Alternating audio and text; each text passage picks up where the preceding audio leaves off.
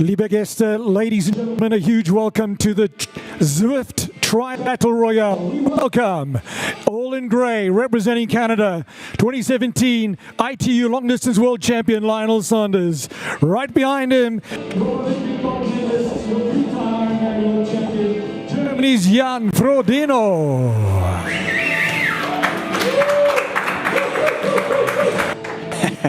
And if you can both turn around, we'd like to see the back of your robes as well.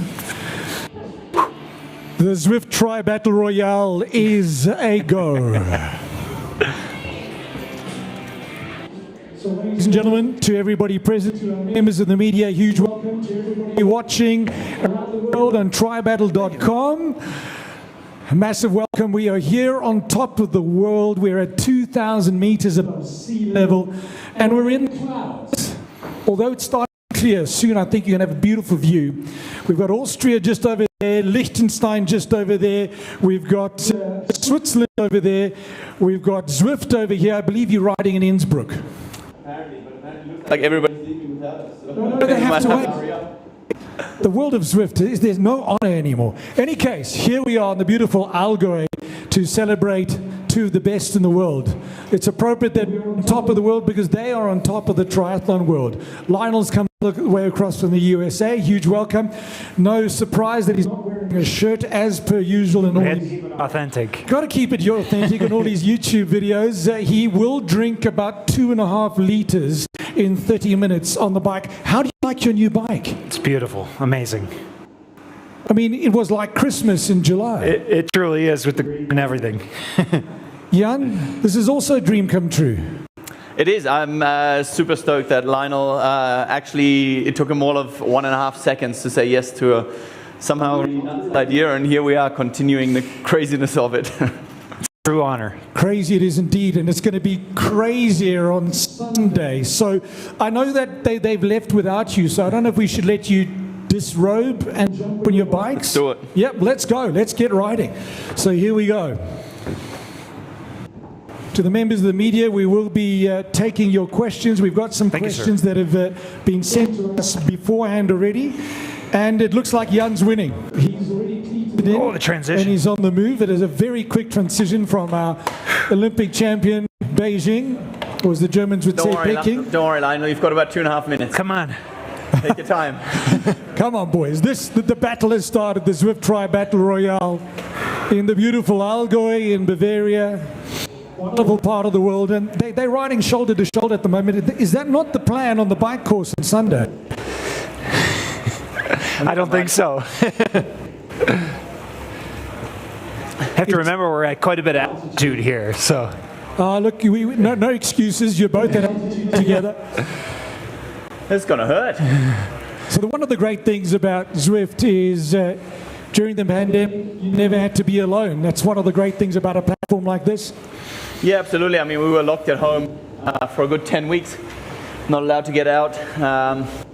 Even did a triathlon on here, so it's good. Man, I'm short of breath. 2,000 meters is high. You're only pushing 162 watts here. Yeah, that's not bad. Come on. Can you do it? No, I can't, but I can give you a hard time for it. So, Lionel, just a little quick chat from you as we get things going on the Mean Green Machine. I would imagine that your first time here in the beautiful Allgäu in Bavaria, Germany, your impressions so far? Beautiful. A little bit of different weather from back home in the desert, but much welcomed. And my body certainly likes cooler weather better than hot weather. So I'm excited to exercise in a little bit cooler conditions. Now, Jan, I know the two of you love battling each other, but this is the first time you've actually had the opportunity to spend a lot of time with one another one-on-one. Yeah, we had our first dinner together the other night. I think it's a different race because at least for me in the end, yeah, of course, you want to win, but we also really want to push and see what's possible on this course. So I think at least until Sunday we're working together. And then the knife fight gets going, and even then we hope to use to something positive. So it's a very different feel to the race, I think. talk us through, 2020 was a year nobody expected. It threw a lot of curveballs. But I've noticed looking in the triathlon community, a lot of athletes have used that time to recover from injury, to work on their weaknesses. Tell us about your swimming. Yeah, I joined a swim team in Tucson. Really great coach, really great group. And I needed to improve my swimming. Unfortunately, the level of this sport, to really have any deficit is a problem. Jan has elevated the game. There's really very little place to make up time. So I had to improve my swimming, and I'm not there yet, but my last 4 swims have been career best swims. And, I just enjoying the process now. And learning new things in the water that I'm finding transferring over to the bike. Just being softer, not trying to muscle it. And I think it's important. Jesus. Yeah. I need someone, honest to God, I need someone to adjust my FTP down, because I will fail on this workout. 100%. So the funny thing is, as a lot of us arrived here, our phones welcomed us to Austria, even though we're in Germany, in Bavaria, in the Allgäu, but you two gentlemen are racing in Innsbruck as we speak. Jan, let's not just talk about the course you're racing right now. Let's just talk about the course designed for the ZWIFT Tri-Battle Royale. It is an iron distance, 3,800 in the Corsa Alpsee, 180 Ks up and down an Autobahn, and 42.2 flat, fast run. What is different to a race in terms of this course? The swim, you're swimming in circles. Phone here. Well, the idea was always to have this as the antidote to the try at home. So, the try at home was charity, was trying to get people off the couch and having a good time, a bit of entertainment. And now it's all about focusing on performance. And yeah, trying to do that in these crazy times. In Hannes Blaschke and Marlon and the whole team here, we found some guys who bought into our idea. And you can see the area. It's not made for the most fast course in the world. But we went out and found a course that we think is fast. You never know, unfortunately, till we do it. And then we thought, well, why not invite the guy who I think is the best in the world, suited to this kind of format. It's a time trial. A lot of people can perform in a pack, in a race kind of scenario, but we all know Lionel for his die-hardness, and it's what I appreciate, and that's why I'm glad he accepted to try and see what we can do here. Well, you're not the only one that's glad. The triathlon world is glad. The world's going mad for this. Lionel, when you started in the triathlon world, you got, I wouldn't say criticism, but kind of taken the mickey out of, made fun of, that all your training was indoors. And I remember seeing this one video of you where it looked like you were riding outside, but you were on the trainer on the load bay of a truck. But I would imagine with all that training indoors, ZWIFT has changed your life, changed your training. Well, I got into the indoor training just because I got hit by cars so many times. But once I started doing it, I just realized how valuable the training is, and you don't have to worry about stopping. You just focus purely on power, purely on good training. And then so I was doing all my training just staring at a wall basically, and then ZWIFT came around, and wow, it just changed my whole perspective and made indoor training that much more enjoyable. It was always a great form of training, in terms of benefit, but then to have this social aspect, to have workouts programmed in, go down the list. There are no negatives, especially, as trainers have improved, there's no negatives. There's really, you got to go outside every now and then, of course, to learn to handle your bike. But otherwise, if you want to become, certainly for triathlon, a good biker, I would highly recommend spending a lot of time on your trainer on ZWIFT. Jan, for you as well, there was a time when everything was happening outdoors, but there was an incident in Australia which drove you indoors. Yeah, it's become a safety thing for me where I really had a close call, but a close call with intention, We all have close calls and things go up and down, but somebody telling me that they intended to actually get me with a truck was kind of an eye-opener. Having 2 kids really made me realize, sport is beautiful, but there is life after and around sport. So I took to ZWIFT. I hated indoor training. I couldn't stand it. Loved how bad his cornering was. And then I got on ZWIFT and I was like, man, this guy's onto something. This is good. And it's something that's actually allowed me to close the gap on the bike a little bit, whereas previously, I struggled. So I think it's definitely a great way when you're not training your normal values at 2,100 meters. Pushing 250 watts whilst doing a press conference to the world on TryBattle.com.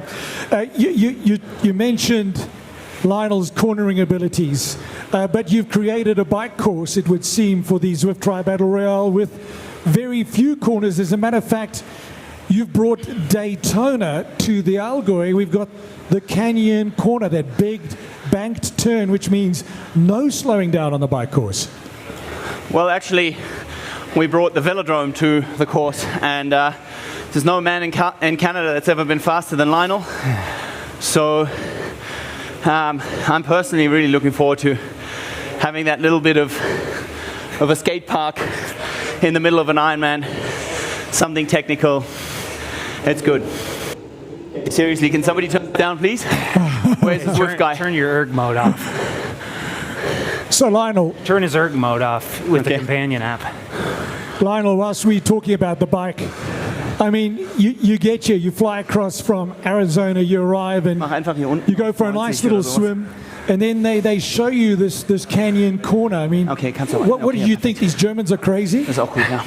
I think the attention to detail is amazing, and it's. I mean, literally, I don't think we can create a course that's going to be any faster ever. So the bar will be very, very high. I saw Jan when showing you and interpreting the signs at the swimming pool, telling you yes, it was good. I needed that for sure. Which lane you should be swimming in, which was a nice little dig that you guys had, but it's a friendly rivalry. But it's the bike where you hope to do all damage, is it not? Well, I have no other place to do damage, unfortunately. So either you catch them on the bike or you don't catch them. That's all there is to it. So but then I came here to play. So your 1 hour record, I mean, that'll give you lots of confidence on this course. Well, there's only first and last place in this event. So, what's the worst that's going to happen? I'll finish last place. So. Podium. I guess I'm guaranteed a podium, but well, you could it's not say saying too much. There's only first and second. However you like to look at it, for sure. So we're going to be letting the media ask some questions, but I do have some questions from media that was sent to us beforehand. The first one from one of our media in Spain, Gonzalo from Triatletas en Red. Buenos días to all the friends in Spain, and I know that you live in Girona, so the question actually is for Lionel Sanders. Will Lionel Sanders emigrate to Girona if Frodo wins the battle to improve the next face-to-face? Worf keeps saying I'm soft because I'm not living in Europe, so we'll see. We'll see about that. You look at the people that have won, the World Championships in the last couple of years, they all seem to be coming from Europe. They all seem to be coming from the same place, actually. So there must be something right happening here. And when I see the level of detail and the thinking that's gone into this, and just, I think the passion, I think I see why. And so that's contagious. I come to this event, and I'm deeply inspired. Whatever happens on Sunday, whatever. But I am deeply inspired by just how amazing this team has been. And I'm going to fail right now because my thing's at 390 watts and I'm at 2,000 meters of altitude. And honest as always. And it's quite difficult. All right. 220. What you doing, man? My erg mode keeps turning Sunday. My erg mode keeps turning back on here. Remember, the race is on Sunday. Maybe this is a time to let everybody at home on Zwift beat you. Talking about that, everybody at home can actually race you guys on Sunday because your avatars will be on Zwift. Your power data will be powering those avatars. But I just want to talk about innovation. Jan, if I can speak to you. It would appear that, during lockdown, during COVID, during 2020, not that COVID is over, but a lot of people were forced to innovate. And you had your massively successful try at home with gazillions of viewers and earning just the most incredible amount of money for charity. And I would imagine you also had way too much time on your hands to think about other challenges in life. Well, sometimes I think that's a good thing about sport. You have to refrain yourself from thinking too much and just do stuff, which is quite similar to what happened here. You know, you dive in, you commit, and then you're like, oh boy, there's quite a bit to do here. And you know, it's still a big challenge. There aren't really any long distance races on the horizon, on the calendar in Europe anyways.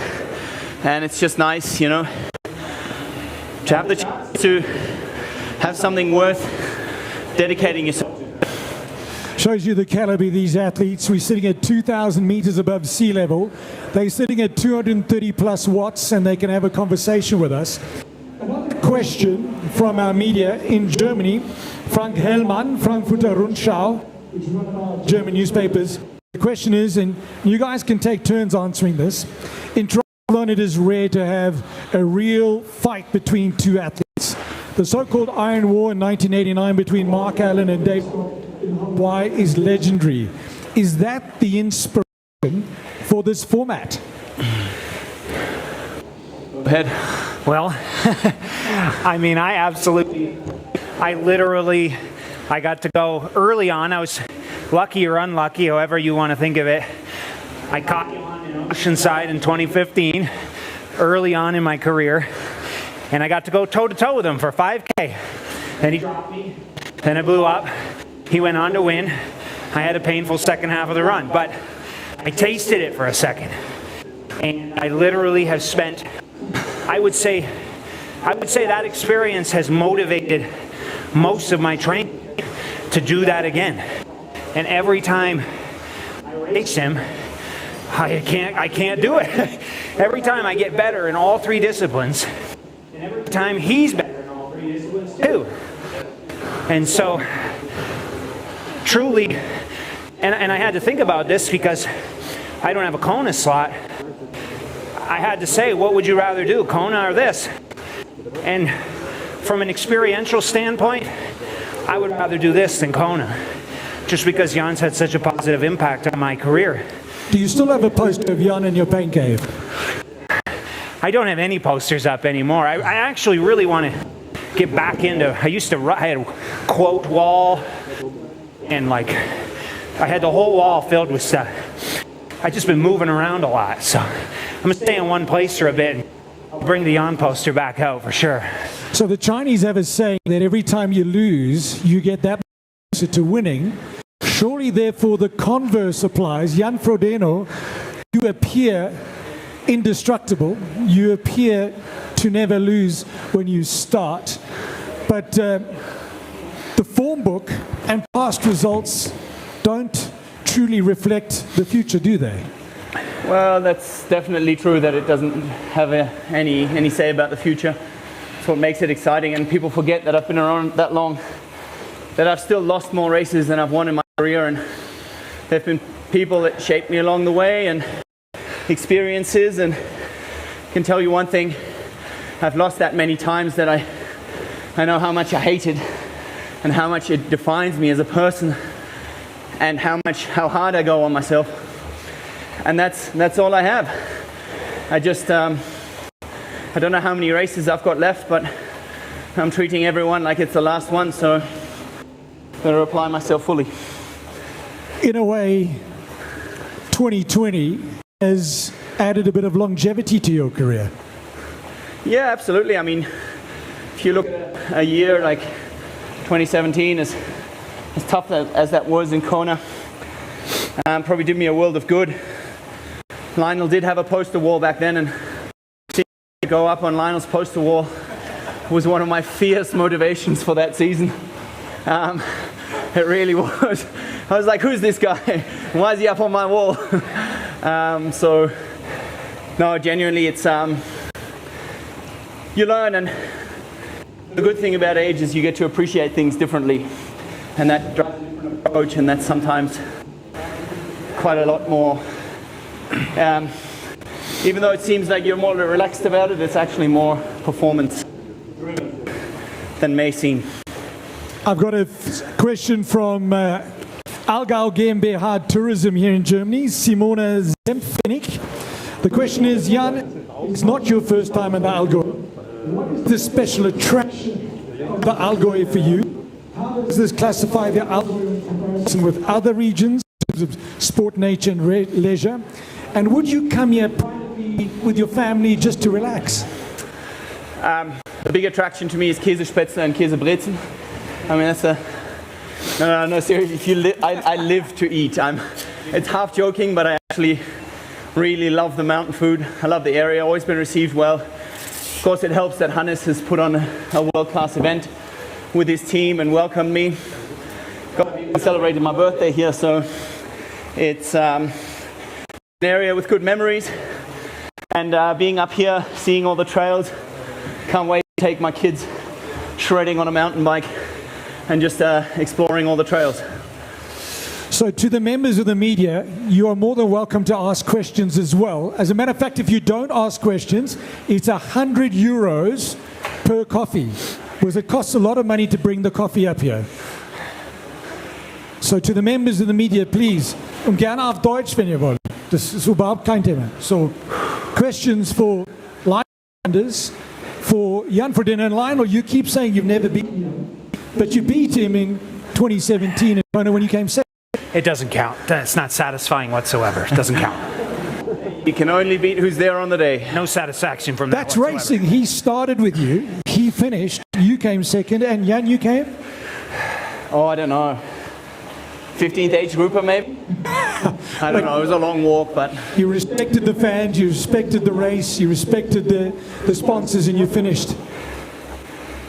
So, remember, the price of the coffee has just gone up to 150 euros a cup if you do not ask any questions.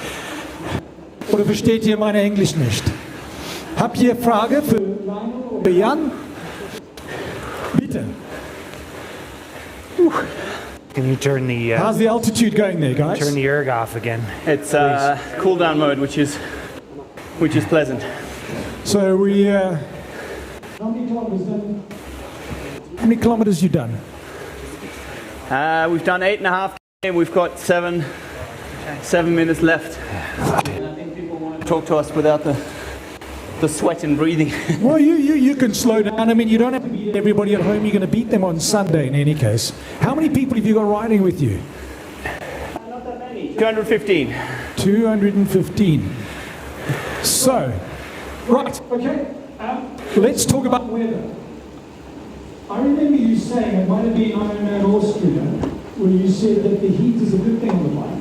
Because the air is thinner, less drag, you go faster. That probably not the case on Sunday, Jan.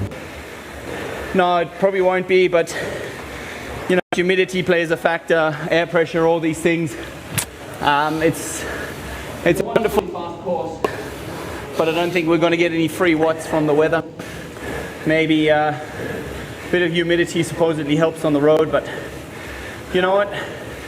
Good thing is we're going to make the best of it and just solid hit out. Try and get as close to that 4-hour mark as we can. Lionel, have you had a chance to check the road surface? Because, I mean, Jan's talking about air pressure and things like that, but the road surface also is a massive factor. And typically in this region, it's billiard smooth, which makes it really quick. Yeah, I did a little test session on Wednesday, not on the course, but pretty well, like right next to the course. And 303 watts for 44 kilometers an hour. So it's good. It was pouring rain. I mean, that's a pretty quick surface in the pouring rain. So better pavement than I really have ever experienced, ever. So you can run pretty high air pressure, and it's certainly a low 4-hour course. Just is it a sub 4-hour course? And if it's a sub 4-hour course, then, well, I would say the 7:35 time probably is in jeopardy. Is that the plan? I don't have any. I mean, you have to talk to the boss. I think the boss is here to race you. So, boss, what do you say? I say the faster we can go, the better. It really is. I think the last time I'll ever go for a record of speed sorts, anyways, intentionally. I think big races, championship races are very different, and of course we've poured our heart and soul into it. Made this an event that's all about performance and at the same time having a bit of fun. You know, being up here, just having crazy ideas and making them work. So, of course, that would be crowned if we can break the world record. And I mean, it would be awesome if we could both break that world record, and I just hope I'm the first to do it.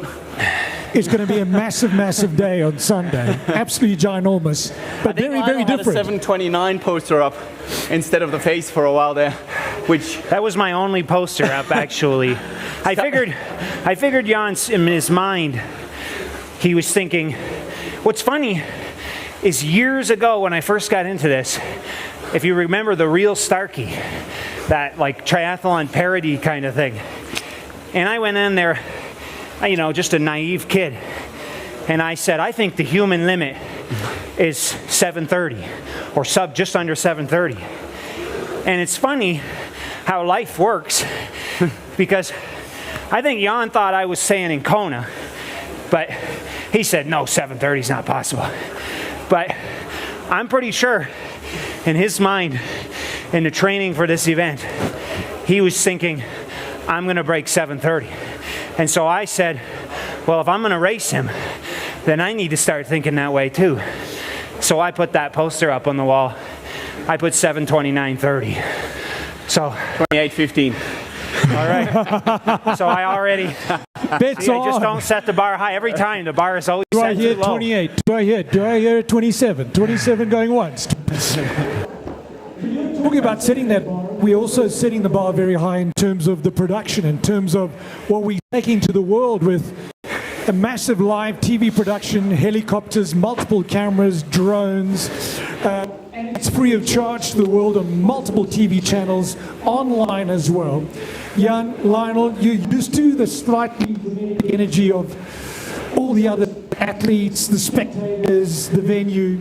You don't quite have that. It's just very much so. In the left corner, Lionel Sanders representing Canada. In the right corner, Jan Potter, Deutschland. Yeah, it's I think it's an event adapted to the times.